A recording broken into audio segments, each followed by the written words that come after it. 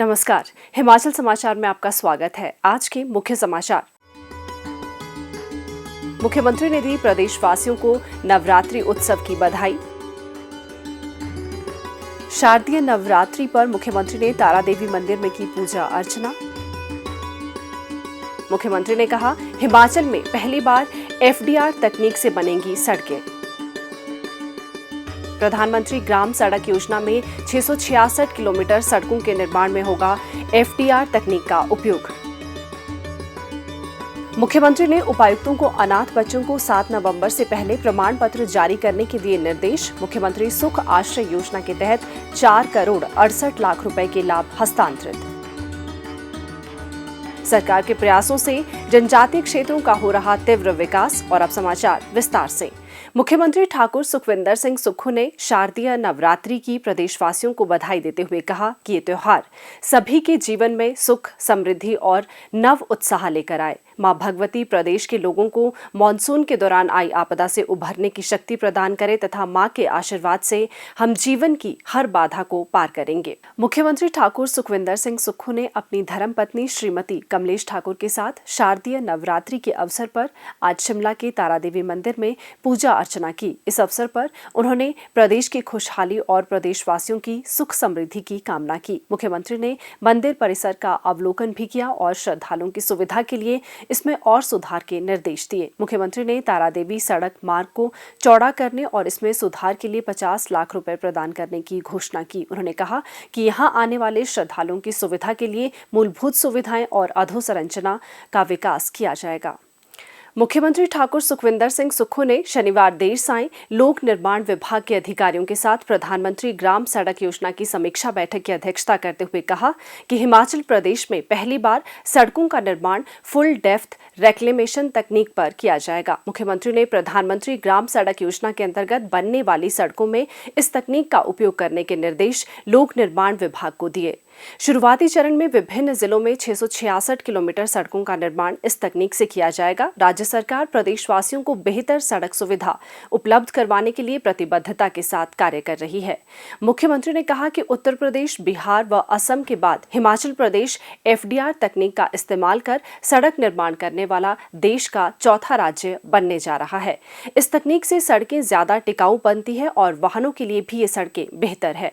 इसकी लागत भी कम है और ये तकनीक पारिस्थितिकी के अनुकूल भी है। इस तकनीक में सड़क की सतह से सामग्री का उपयोग कर इसमें सीमेंट और एडिटिव को मिलाकर एक मिश्रण तैयार किया जाता है, जिससे सड़कों का निर्माण किया जाता है। राज्य सरकार ग्रामीण क्षेत्रों में लोगों की सुविधा के लिए सड़क संपर्क को मजबूत करने पर विशेष ध्यान केंद्रित कर रही है। आने वाले समय में करीब 2682 किलोमीटर लंबी सड़कों का निर्माण किया जाएगा, जिनमें से 666 किलोमीटर सड़कें एफडीआर तकनीक, 556 किलोमीटर सड़कें सीमेंट स्टेबलाइजेशन तथा 1460 किलोमीटर सड़कों का निर्माण परंपरागत तरीके से किया जाएगा। इन पर लगभग 2683 करोड़ रुपए खर्च किए जाएंगे। मुख्यमंत्री ने कहा कि दुर्गम भौगोलिक परिस्थितियों के दृष्टिगत प्रदेश में सड़कें लोगों की जीवन रेखा कही जाती है। उन्होंने लोक निर्माण विभाग को सड़क निर्माण में गुणवत्ता सुनिश्चित करने तथा इन सड़कों का निर्माण कार्य समयबद्ध पूरा करने के भी निर्देश दिए ताकि लोगों को सड़क सुविधा का लाभ समय पर मिल सके।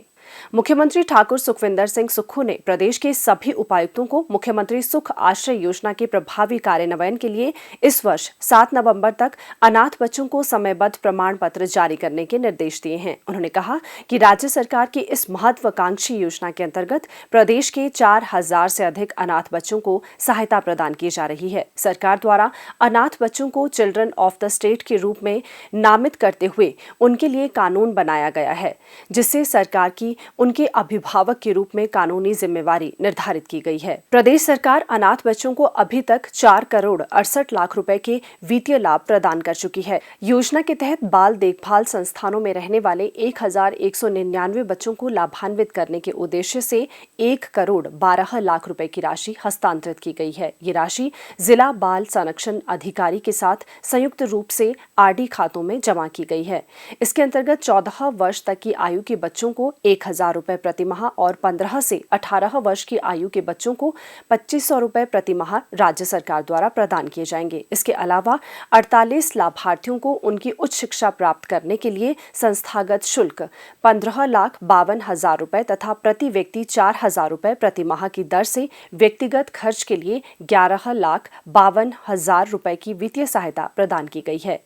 इसके अलावा व्यावसायिक प्रशिक्षण प्राप्त करने वाले 17 लाभार्थियों को कोर्स फीस के लिए 7,02,000 रुपए और जेब खर्च के रूप में 4,08,000 रुपए प्रदान किए गए हैं।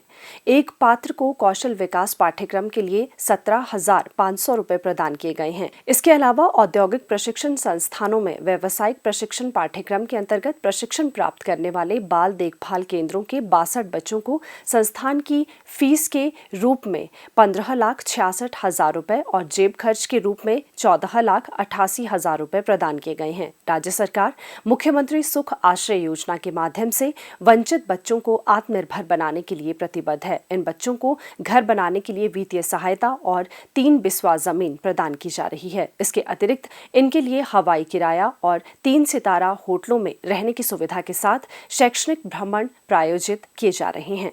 योजना के अंतर्गत अब तक 3 लाभार्थियों को अपना व्यवसाय शुरू करने के लिए 6 लाख रुपए दिए गए हैं। अपने रिश्तेदारों के साथ रहने वाले 1,106 बच्चों को उनकी शिक्षा, पोषण और स्वास्थ्य आवश्यकताओं की पूर्ति के लिए 2,65 लाख रुपए हस्तांतरित किए गए हैं। मुख्यमंत्री ने कहा कि शपथ लेने के उपरांत उन्होंने सर्वप्रथम शिमला में बालिका आश्रम टूटीकंडी का दौरा कर उनकी आवश्यकताओं को जाना। यहीं से भी अधिकारों से वंचित अनाथ बच्चों के लिए एक योजना बनाने के लिए प्रेरित हुए। उन्होंने कहा कि राज्य सरकार समाज के समग्र विकास के लिए प्रतिबद्ध है और वंचित वर्गों, विशेषकर जरूरतमंदों के कल्याण के लिए प्रतिबद्धता से कार्य कर रही है।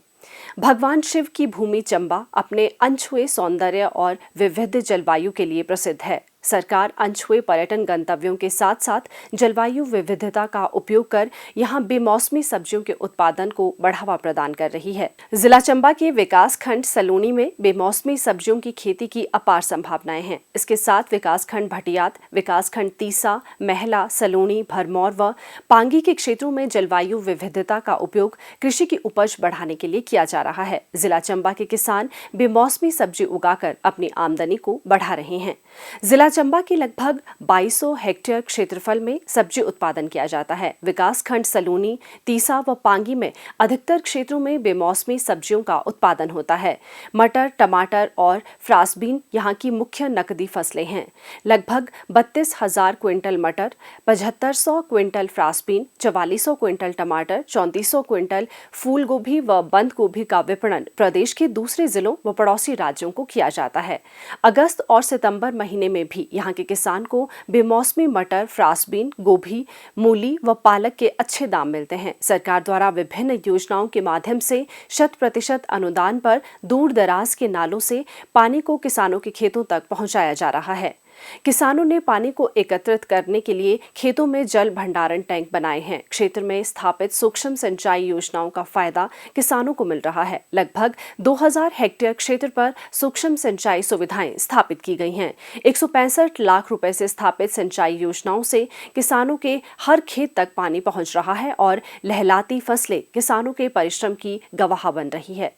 कृषि विभाग के तहत हम सब किसानों के लिए सिंचाई टैंक और स्प्रिंकल के लिए कृषि विभाग ने 5.5 लाख की राशि मुहैया कराई, जिसके तहत सिंचाई टैंक का निर्माण किया गया और किसानों के लिए स्प्रिंकल दिए गए। स्प्रिंकल के माध्यम से सिंचाई के लिए हमें अच्छी सुविधा हो गई और कम पानी में ही हम अच्छी सिंचाई कर पा रहे हैं। पहले हमें वर्षा पे निर्भर रहना पड़ता था, लेकिन अब सिंचाई टैंक बनने के बाद अब हम बेमौसमी नकदी फसल मटर बीन उगा रहे हैं और इससे लोगों ने अच्छे पैसे कमाए और अपने परिवार का पालन पोषण अच्छी तरह से कर रहे हैं और गांव में स्वावलंबन और स्वरोजगार हो रहा है। इस सिंचाई टैंक के माध्यम से 20 से 25 किसान जो हैं फायदा ले रहे हैं। आज जो यहाँ पर मटर की खेती हुई है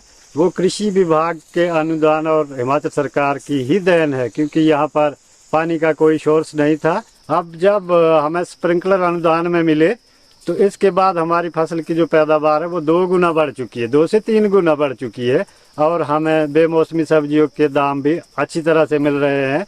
लगभग 60 से लेकर के 120 तक अभी मटर का दाम चल रहा है।